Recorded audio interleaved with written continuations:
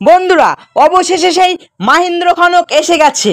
প্রধানমন্ত্রী নরেন্দ্র মোদীর মুখ থেকেই পড়ল সেই প্রতীক্ষিত ঘোষণা, সবাই ঘর পাবে।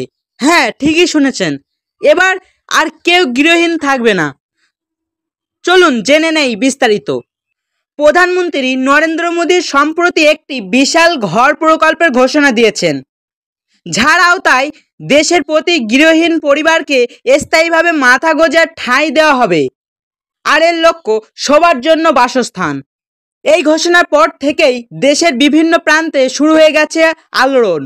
কোটি কোটি মানুষ যাদের এখনো পাকা ঘর নেই, তারা এখন স্বপ্ন দেখছে নতুন জীবনের।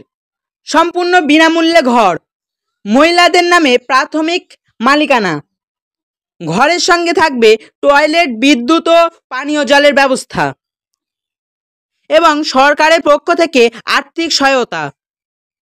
আপনি কি এই ঘর পেতে চান? তাহলে শুনে নিন কিভাবে আবেদন করবেন। 1 নম্বর, আপনার আধার কার্ড ও রেশন কার্ড তৈরি রাখুন। 2 নম্বর, নিকটবর্তী সিএসসি বা সরকারি অফিসে গিয়ে আবেদন করুন। 3 নম্বর, অথবা সরকারি ওয়েবসাইটে গিয়ে আবেদন করতে পারবেন। এটা শুধু একটি ঘরের ঘোষণা নয়, এটি একটি নতুন জীবনের সূচনা। প্রধানমন্ত্রী মোদীর এই উদ্যোগে সত্যি বদলে দিতে চলেছে কোটি মানুষের জীবন।